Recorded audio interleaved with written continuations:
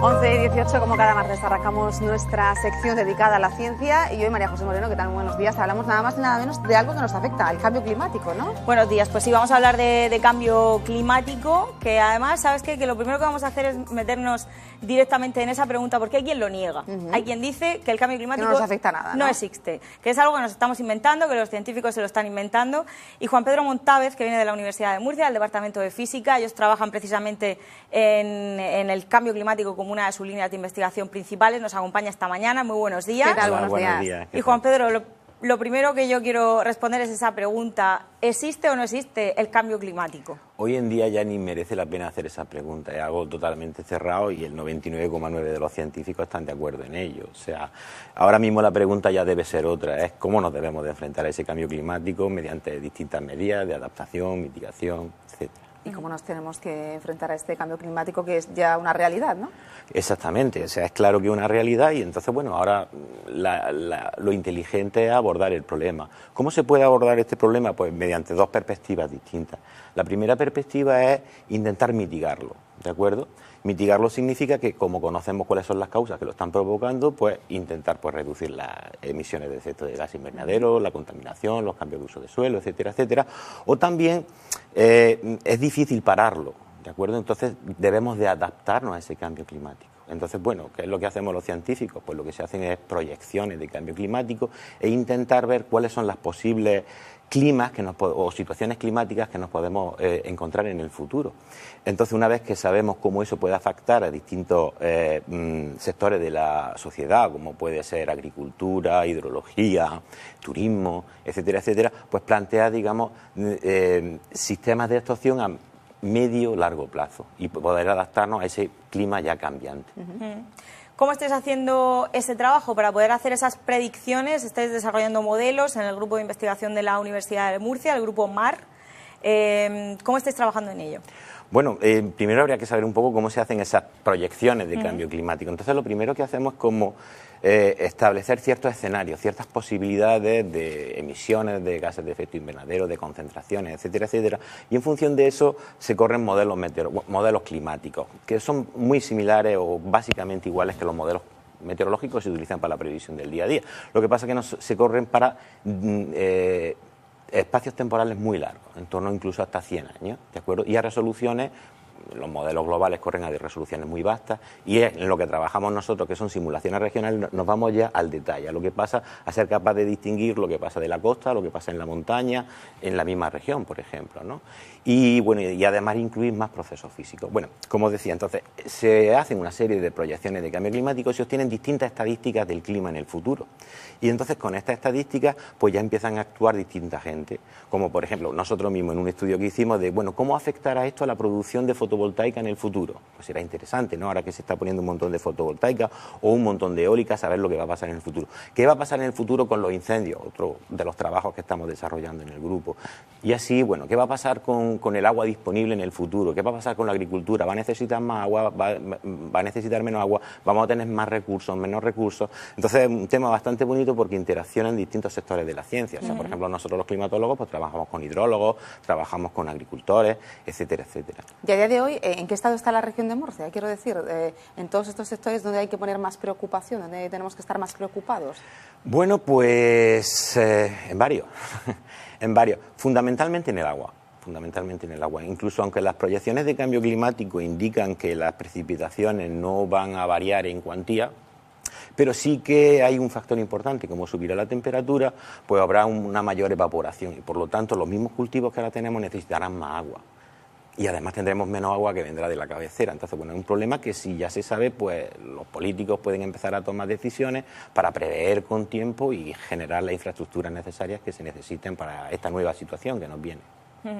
Esas predicciones que decías, que además se hacen para muchos años, ¿qué porcentaje de acierto tienen? O sea, imagino que además las vais completando y mejorando constantemente. Sí, bueno, aquí no podemos hablar de acierto porque realmente nosotros no sabemos lo que va a pasar en el futuro. Entonces, lo que planteamos son posibilidades. Y no se plantea, lógicamente, una sola posibilidad, se plantean muchísimas posibilidades.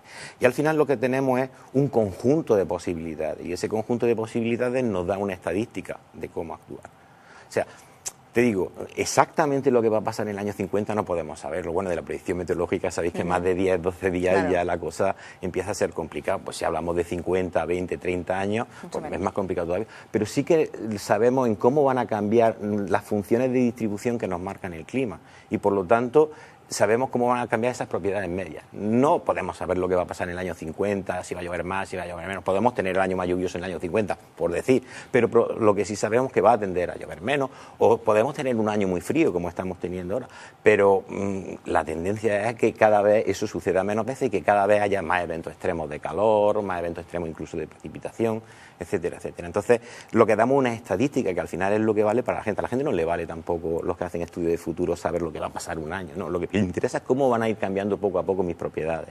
Eso, y estas estadísticas, ¿se les hace el caso que debiera? Quiero decir que sabiendo que dentro de 5 o 6 años va a estar la situación, por ejemplo, hídrica así, ¿se debería de tomar ya medidas?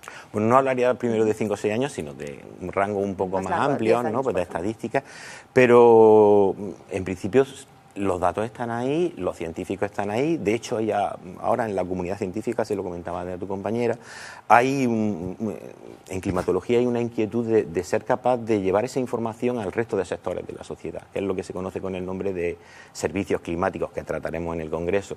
Entonces, es bastante interesante el cómo nos estamos dando cuenta, la gente que nos dedicamos a generar esos datos, a correr esos modelos climáticos y demás, en cómo interaccionar con el resto de sectores de la sociedad, para que ese trabajo llegue a hacer estudios de impacto y por lo tanto llegue antes a los políticos, que son al fin y al cabo los que tienen que tomar las decisiones. Mencionaba Juan Pedro Montávez un congreso, es un congreso que va a tener lugar en la ciudad de Cartagena en el mes de octubre, 17, 18 y 19 de octubre, organizado por la Universidad de Murcia. Bueno, organiza la Asociación Española de Climatología y, digamos, nosotros, la Universidad de Murcia, junto con la Universidad de Cartagena, bajo el paraguas del Campus Mare Nostrum, organizamos nosotros el congreso. Entonces, bueno... y va a estar abierto al público, es interesante sí, decirlo porque es un congreso científico. Solamente para especialistas, ¿no? Es para científicos una parte, pero también para el público general. Sí, hemos decidido en este, digamos, estrategia de intentar llegar más al público, va a haber una sección totalmente abierta el último día, al público en general, será incluso gratis, podrán ir, donde se pone, estudiamos precisamente la relación de vosotros los medios con la gente y los climatólogos, ¿no? Y entonces pues queremos ver cómo los trabajos que desarrollamos, que a veces son demasiado técnicos, incluso para nosotros mismos a veces son un poco aburridos de leer, pues se está planteando el darle otro formato. Dar más titulares, ¿no? Como nos gusta a nosotros. Exactamente, incluso dar un formato que sea más agradable, de que hacer vídeos documentales y el mismo artículo que tú has producido, pues ser capaces de que llegue a mucha más gente mediante un documental. Luego ya la parte más técnica, pues estará en papel o incluso también en audiovisual, pero la idea es que todos esos trabajos lleguen. Entonces, bueno, se van a proyectar distintos documentales de cambio climático en la Antártida, etcétera. Y bueno, creemos que iba a haber bastante gente de vuestro gremio, de comunicación. Luego es muy interesante porque hablamos del cambio climático, lógicamente, no solamente las grandes industrias o las fábricas están cargando el planeta, nosotros también tenemos mucha parte de responsabilidad, ¿no? Por supuesto, al final, digamos, el medio ambiente, que está íntimamente en relación con el clima, depende de cada uno de nosotros, de los comportamientos que tengamos. Si ahorramos energía, si cada uno de nosotros ahorra un poco de energía, es mucha energía al final. Entonces, pues menos emisiones de gases invernadero. Si nosotros cada uno contaminamos menos, pues al final ese poquito sí que eso. O sea, es algo que deben de apoyar los gobiernos y hacerlo a gran escala, pero al final nosotros tenemos también nuestro papel y creo que es importante. Y en esa misma línea de la gran escala a la más pequeña, acaban de publicar un artículo en la revista Nature que no querría dejar de mencionar porque es uno de sus últimos resultados, con precisamente datos destinados a los modelos regionales. Decíamos, vamos de lo grande a lo pequeño, esos modelos regionales que estáis investigando y que os han dado la oportunidad de publicar en una revista de altísimo impacto. Sí, bueno, la verdad es que este trabajo quizás sea un poco aburrido para este sentido, porque es bastante técnico, sí, pero al final lo que llamamos la atención es que, bueno, cómo se hacen estas proyecciones. Como decía, primero se corren unos modelos globales que cubren todo el globo. Esos modelos globales pues no necesitan condiciones de contorno, es algo bastante técnico. Entonces nosotros lo que hacemos, bueno, nosotros y muchos grupos más en el mundo, es hacer, digamos, como proyecciones regionales, ser capaz de ver el detalle a nivel de 10, 20, 30 kilómetros. O sea, lo que os decía, ser capaz de diferenciar lo que va a pasar en Lorca de lo que va a pasar en Caravaca. Entonces, en este tipo de trabajos, muchos de ellos no incluían los gases de efecto invernadero, que son los forzamientos. Al final, eso es lo que nos va a dar el nuevo clima. Porque en los modelos globales ya eso, digamos, te lo prefijan. Entonces, lo que nos hemos dado cuenta es que los trabajos que no han incluido también en los modelos regionales pueden estar equivocándose e infraestimando el cambio que dan en el futuro. Juan Pedro, muchísimas gracias por estar esta mañana con nosotros. Vosotros por dejarme. El cambio climático nos afecta y mucho, ¿no? Más realidad que mito. Sí, hay que decirlo. Sí, ya os comentaba, la pregunta ya no tiene que hacerse esa pregunta ya está fuera de lugar. La realidad es obvia. Muchísimas gracias, María José. Nosotros vamos a echar un vistazo a la agenda científica porque viene cargada de muchos elementos. Tomen nota.